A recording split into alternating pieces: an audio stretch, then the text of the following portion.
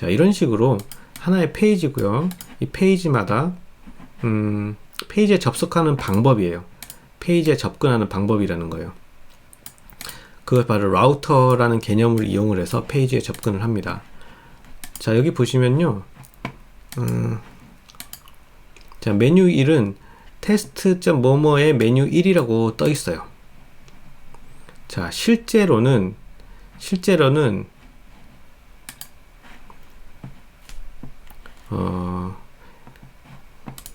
예를 들어서 이게 라우터를 쓰지 않는다고 하면 어떻게 해야 되냐면, 처음에 index.html 파일을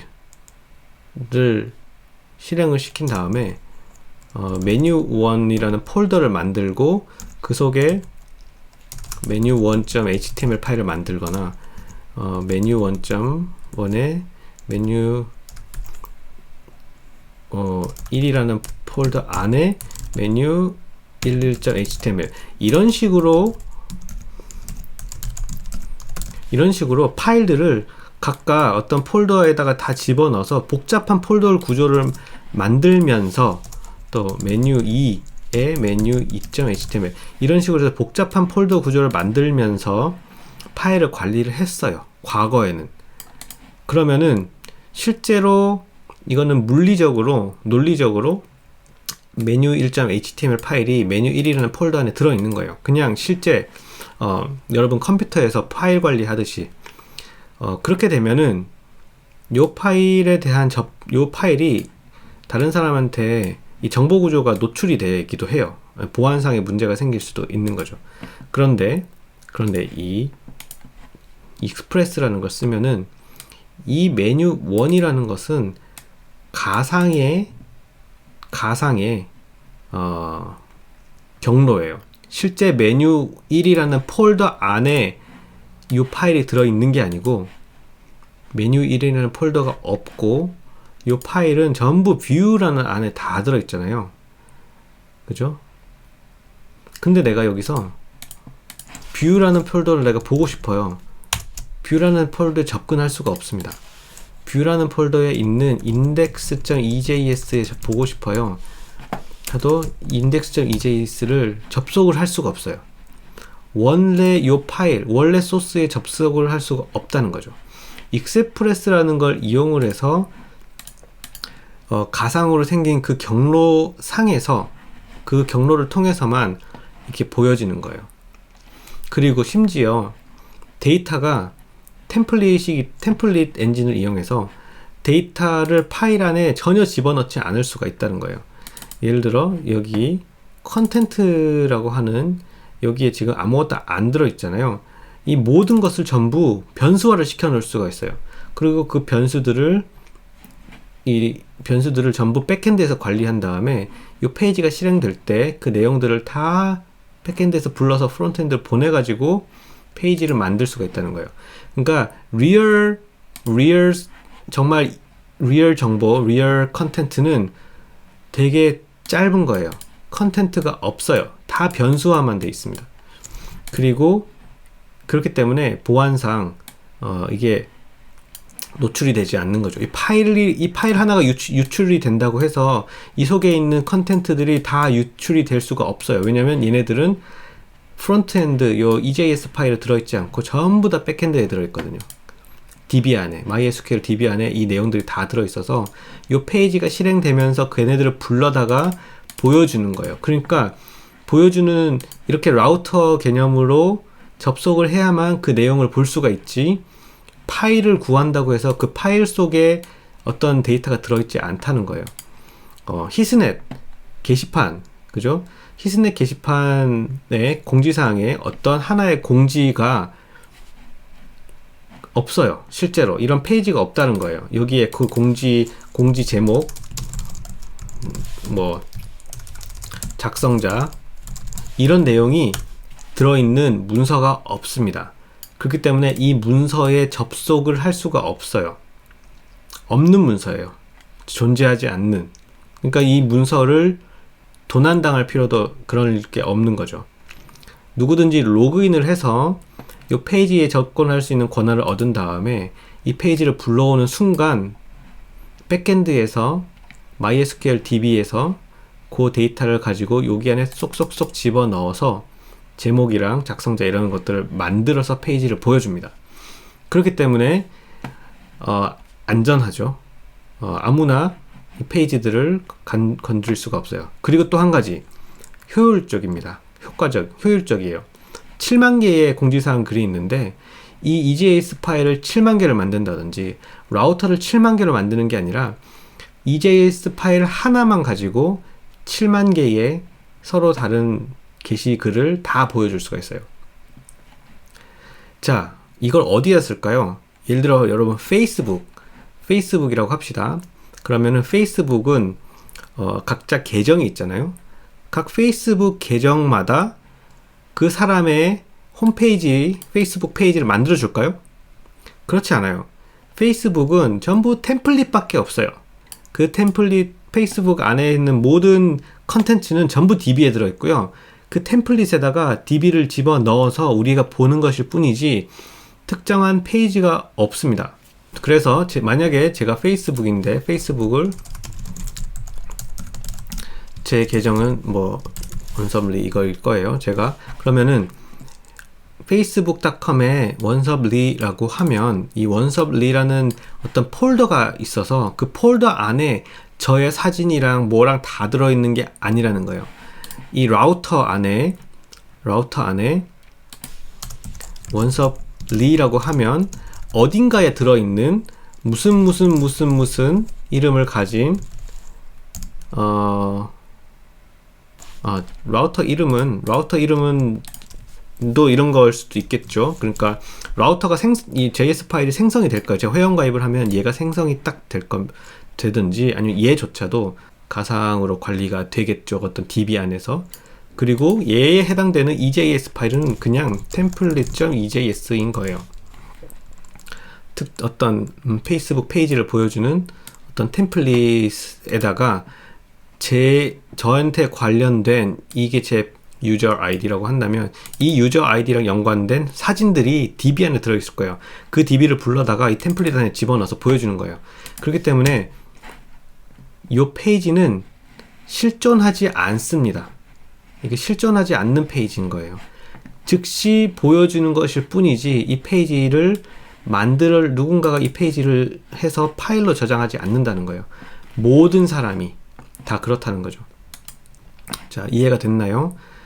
페이스북에서 이런 익스프레스를 쓴다라는 뜻은 아니고 익스프레스랑 비슷한 개념들이 워낙 많기 때문에 워낙 뭐 많다기보다 여러 가지가 있기 때문에 그 중에 페이스북은 독자적인 이런 라우팅 개념을 쓸 거예요.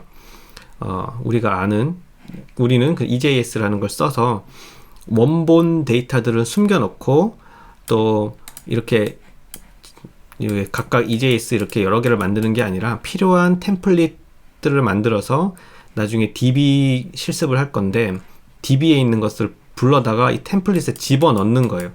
그러면서 몇 개의 파일만 가지고 수만 페이지의 홈페이지를 만들 수가 있는 거예요. 수만 페이지 맞죠? 이거 보시면 페이스북은 수천만 명, 수백만 명, 수천만 명이 아니 몇 억이잖아요. 하나의 템플릿으로 몇 억 명의 사람들이 다 할 수 있는 거예요. 그러면 나중에 한 파일만 고치면은 몇 억 명 사람의 요 내용이 이 레이아웃이라든지 뭐 그게 한 번에 고쳐지는 거예요. 그죠? 얼마나 효과적이고 얼마나 다루기가 관리가 쉽겠어요. 한 파일만 고치면 되니까. 그래서 템플릿 몇 개만 가지고 운영하는 거예요. 자, 그리고 템플릿은 템플릿이고 여기 보시면은 헬프 서포트 같은데 헬프 센터 들어가면 요거는 하나의 페이지죠. 그죠? 아무튼 요거는 좀 다른 페이지죠. 이거는 템플릿이 아니라 그냥 하나의 HTML 파일이나 혹은 ESJ 파일이겠죠. 이 ESJ일 필요도 없어요. HTML일 수도 있어요. 그냥 하나의 파일이니까. 이 안에 뭐 이렇게 메뉴들이 많죠. 뭐 클릭하면은 그냥 뭐 Q&A잖아요. 그죠? 이런 정보만 제공하는 거니까. 이런 건 굳이 템플릿으로 할 필요가 없어요. 굳이 그냥 단순히 이렇게 정보만 보여주고 한 페이지면 되는 거니까 복잡할 필요가 없다는 거죠. 하지만 여러분이 SNS를 만든다, 홈쇼핑을 한다, 그럼 전부 다 템플릿을 이용을 하는 거예요. 템플릿 안에다가 뭐 홈쇼핑이면은 프로덕트 사진 올리고 글 쓰고 뭐 버튼 누르면은 장바구니에 담기고, 그런 것들이 그냥 단순히 단 몇 개의 이 템플릿을 이용을 해서 만드는 거고요. 생각보다 복잡한 거는 백엔드입니다. 프론트엔드는 템플릿 파일, 백엔드가 복잡해요. 라우터도 복잡하지만 알고리즘들이 다 여기 들어가거든요. 그거 나중에 실습할 건데, 이 MySQL 데이터베이스를 이 프론트엔드에선 받을 방법이 없어요. 백엔드에서 MySQL 데이터베이스 받아가지고 그 데이터를 프론트엔드에다가 넘겨줘야 되고요. 여기서 나중에 인터페이스를 만들 거예요. 버튼이라든지. 그걸 클릭하면은 그 데이터베이스, 그 인포메이션, 사람들이 클릭해서 입력한 것들을 다시 돌려줘야 돼요. 여기서는 렌더 해가지고 여기 있는 내용을 열면서 변수를 보내가지고 하기로 했잖아요.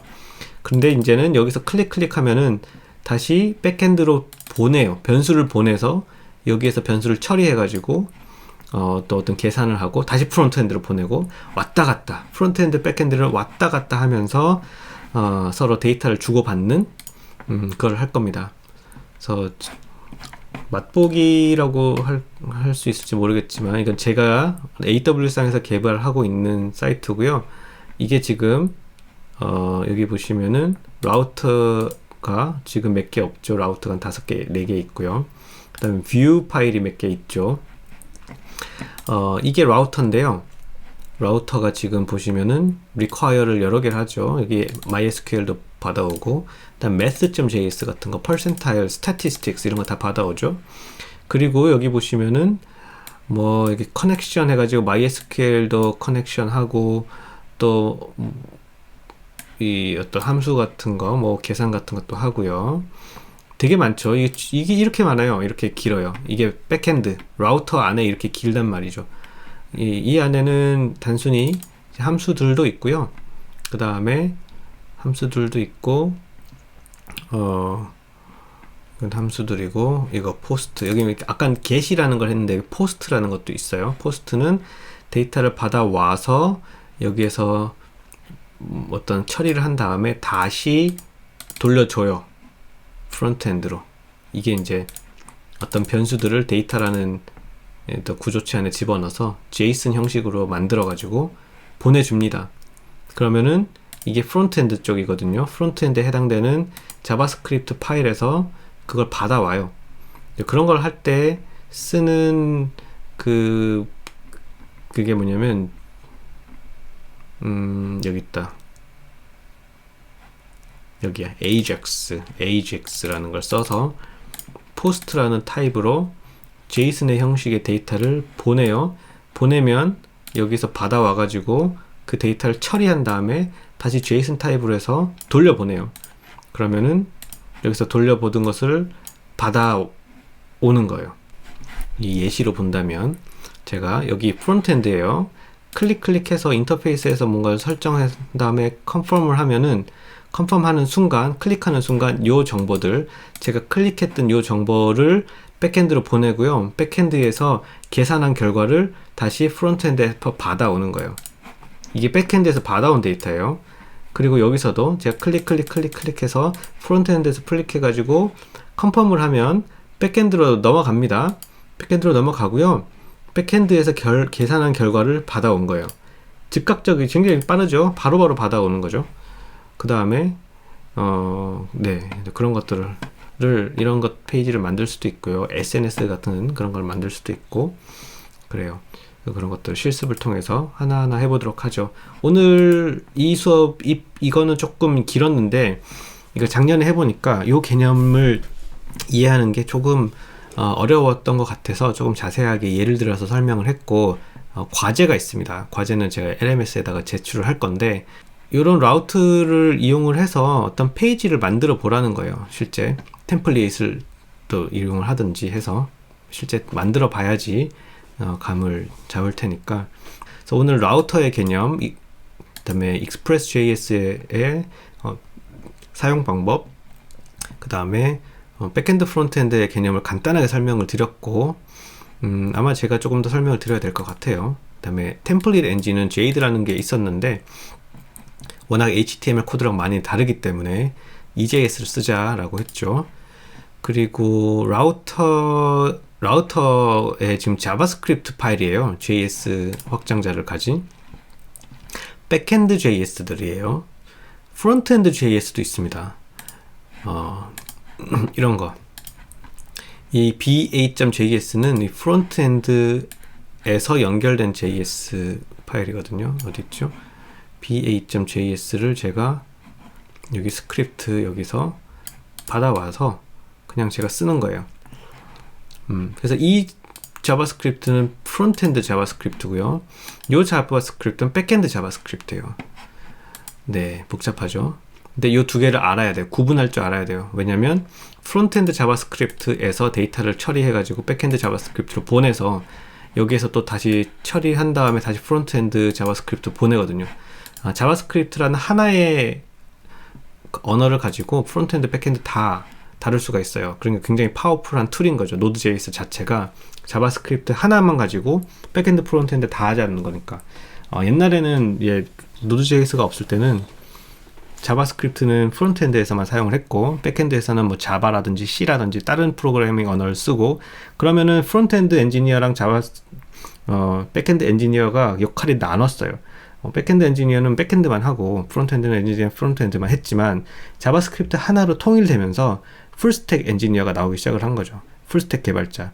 요거만 하나만 알면은 자바 백엔드, 프론트엔드 중간에 인터랙션 뭐든지 다 만들 수가 있으니까. 그래서 자바스크립트는 굉장히 소중한 언어예요. 되게 재미있고 웹 개발 자체가 굉장히 재미있죠. 눈으로 시각적으로 바로바로 볼 수 있으니까. 내가 고치면은 그게 바로 화면에 나타나고, 버그 디버깅 하는 것도 꽤나 쉽고요. 소스 코드도 너무 많고, 또 무궁무진한 서비스를 만들어낼 수 있으니까 굉장히 매력적인 언어이고, 요거 하나를 이용을 하면 정말 제대로 하면 정말 다양한 그런 기회들이 생길 겁니다. 자, 어디까지 했죠? 그래서 자바스크립트 얘기 잠깐 새길로 빠졌는데, 백엔드 자바스크립트를 오늘 다뤘습니다. 프론트엔드 자바스크립트는 다음에 다루도록 할게요. 그래서 EJS 이런 구조를 여러분들이 항상 머릿속으로 그리고 혹은 실제로 이 구조도를 엑셀 같은 걸로 관리를 해야 돼요. 그래서 어떤 라우트에 어떤 이 파일이 연결이 되어 있고, 그것은 또 어떤 뷰랑 연결되어 있는지, 이건 라우트고 이거는 뷰죠. 그래서 이 연결 관계를 잘 정리를 해놓고, 그래야지 나중에 뭐 어디에서 뭔 클릭하면 어디로 넘어간다든지 그런 것들을 헷갈리지 않을 수가 있겠죠. 얘는 뭐 지우고 이 밑에. 그래서 이 라우터를 이용하면 장점이 파일 관리가 쉽다. 그리고 원본을 숨겨 놓을 수 있다라는 거. 그리고 수많은 HTML 파일을, 수많은 복잡한 폴더 구조를 가지지 않고 단순한 폴더 구조, 단순한 파일 구조를 가지고 굉장히 다양한 페이지를 관리할 수 있다라는 거, 그런 것들이 굉장히 장점이고, 그래서 여러분들 이 개념이 굉장히 중요하고, 이걸 알아야지 효과적으로 어떤 웹 서비스를 만들어낼 수가 있을 겁니다.